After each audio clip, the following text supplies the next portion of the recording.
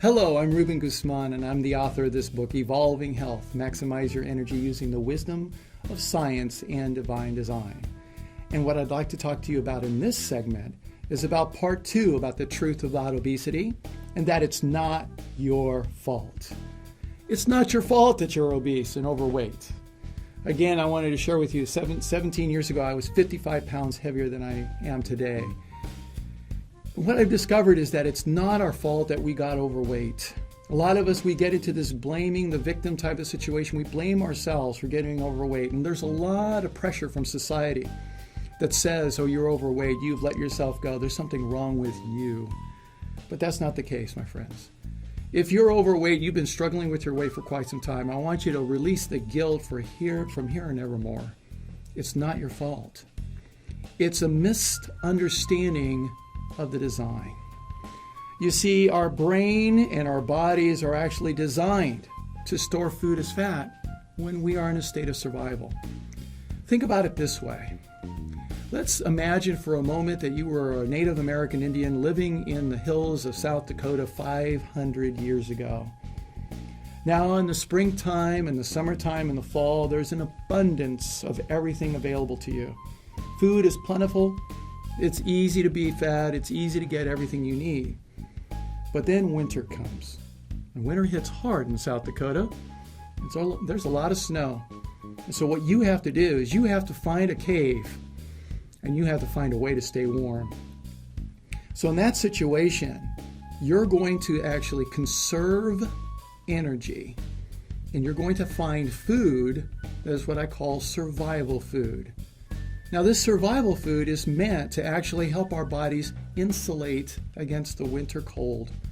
So we're going to actually put on more weight in the deep of winter so we can stay warmer. We're designed that way. And our brain and our nervous system is actually designed that we actually seek out survival food when we are in that state of survival.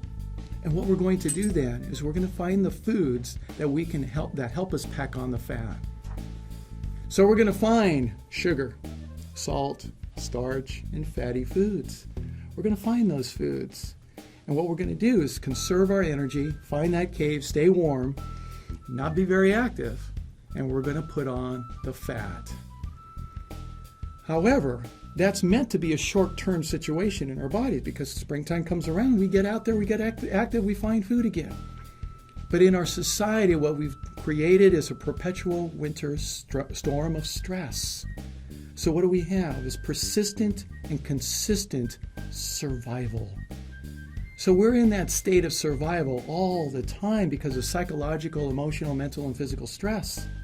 And as a result, we get caught up in that cycle of seeking out survival food. And there's plenty of survival food stations. Have you noticed? They're everywhere. And so what happens is we find those survival food stations. And then we get caught up with the sugar, salt, starch, and fat. And those foods tell our brain as soon as we ingest them, guess what? It's still winter. Find more survival food. And so we get caught in the trap of being in survival because we keep telling our brain by what we eat that we are in that state of survival. Therefore, we perpetuate this cycle and it goes over and over and over again. It becomes easy. And guess what? It's so tasty. We love the taste, don't we? I mean, it tastes good and it soothes our mind, it soothes our souls. We feel good from eating those survival foods, but we don't realize we're in a trap. We're in a trap because those foods convert to sugar and they convert to fat. And that is, my friends, the source of why we put on fat on our bodies.